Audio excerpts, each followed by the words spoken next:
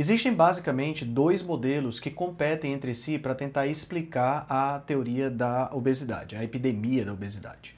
Um dos modelos é o modelo chamado de Calories In, Calories Out, ou o modelo do balanço energético.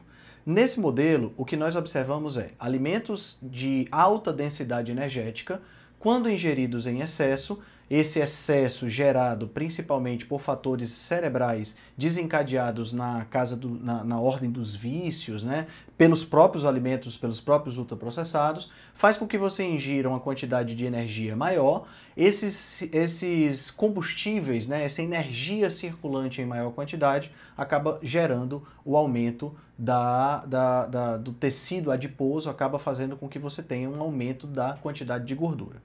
O modelo que compete com ele é o modelo carboidrato-insulina. Esse modelo indica que os direcionadores, os desencadeadores primários do processo de ganho de peso estão mais relacionados com alimentos de alta carga glicêmica. Esses alimentos de alta carga glicêmica acabam estimulando uma liberação maior de alguns neuromediadores, de alguns hormônios, como por exemplo GLP-1, como por exemplo insulina. Esse aumento desses hormônios faz com que você estoque mais gordura. Ao estocar mais gordura, os combustíveis circulantes caem, gerando uma fome excessiva, e aí você acaba comendo mais. Veja que esses dois modelos, eles explicam de maneira diferente a teoria da obesidade. No primeiro, você tem um aumento da ingesta calórica, gerando o aumento do tecido adiposo. No segundo, você tem o aumento do tecido adiposo, gerando o aumento da ingesta calórica.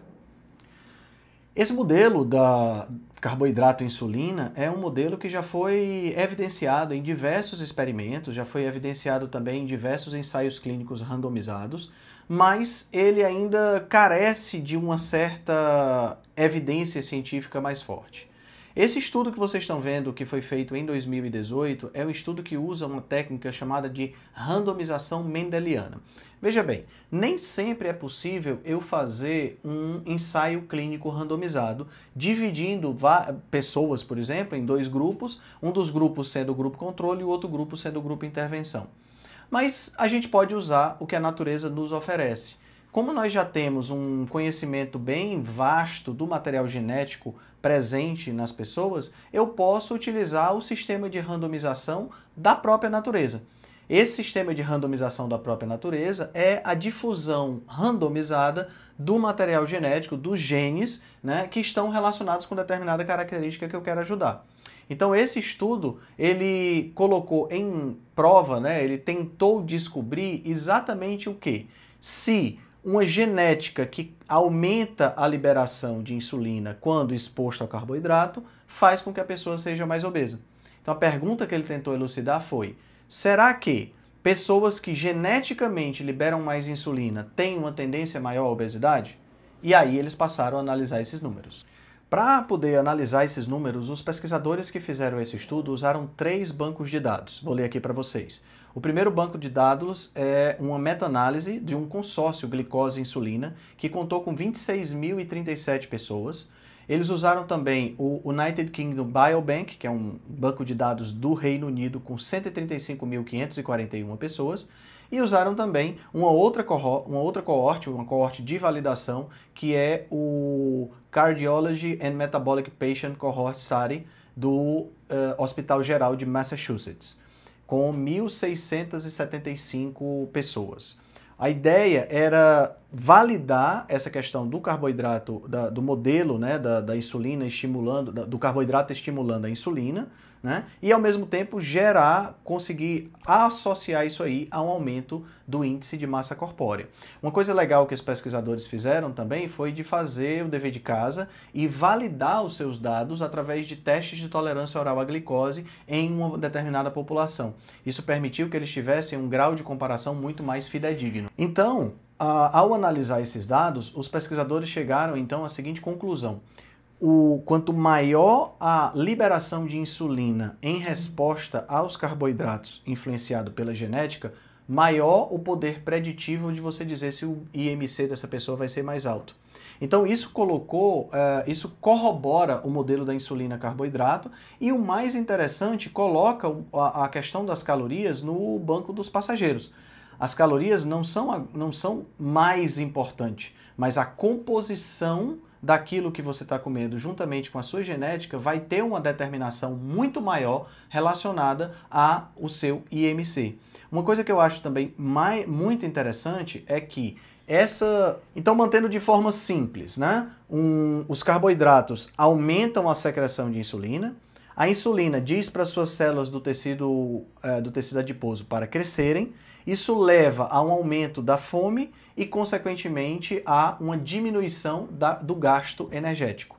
Então, isso é a receita para você ganhar peso. Dentro do modelo carboidrato e insulina, funciona exatamente dessa forma. Mas os pesquisadores não pararam aí. Eles foram além e fizeram uma análise de uma randomização mendeliana bidirecional. Uma das limitações do tipo de estudo de randomização mendeliana é que você não sabe se você, de repente, pode ter uma causalidade reversa.